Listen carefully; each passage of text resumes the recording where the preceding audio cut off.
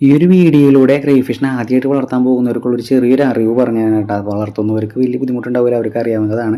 അപ്പം നമ്മുടെ വൈറ്റ് ക്രേഫിഷുകൾ കിടക്കുന്ന ബ്രൂഡുകൾ കിടക്കുന്ന കുറച്ച് ടാങ്കുകളിൽ ഒരു ടാങ്കിൻ്റെ അവസ്ഥയാണ് ഈ കാണുന്നത്. അപ്പോൾ അതിൽ ഈ ഓറഞ്ച് ക്രേഫിഷിൻ്റെ കുട്ടികളാണത്. നമ്മൾ അതിനെ സൈസ് ആവാൻ വേണ്ടി ഇട്ടേക്കുന്നത് മാത്രമേ ഉള്ളൂ, അല്ലാതെ മിക്സായിട്ട് ഇട്ടേക്കണതല്ല. അപ്പോൾ ഈ ടാങ്കിൻ്റെ അടിയിലെ അവസ്ഥ നോക്കി. അപ്പോൾ ഞാനതിൻ്റെ ഹൈഡിങ് പ്ലേസുകളൊക്കെ എടുത്ത് മാറ്റി ഇപ്പോൾ കാണുന്ന അവസ്ഥയുണ്ട്. കാരണം ഇന്നലെയും കൂടി ഞാൻ വെള്ളം മാറ്റിയതാണ്.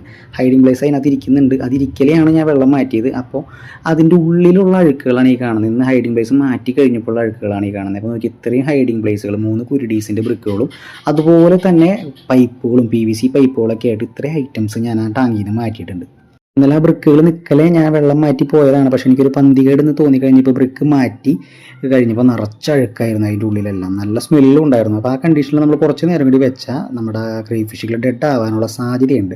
അപ്പോൾ അങ്ങനെ അതൊക്കെ മാറ്റി വെച്ച് ഫുള്ളായിട്ട് ഇതുപോലെ ഈ കാണുന്ന പോലെ നല്ല രീതിക്ക് ക്ലീൻ ആക്കിയിട്ടുണ്ട് കേട്ടോ. ഇതുപോലെ നമ്മൾ ആഴ്ചയിൽ ഒരു ദിവസമെങ്കിലും ചെയ്യണം. അത് മറക്കാതെ ചെയ്യേണ്ട ഒരു കാര്യം തന്നെയാണ്.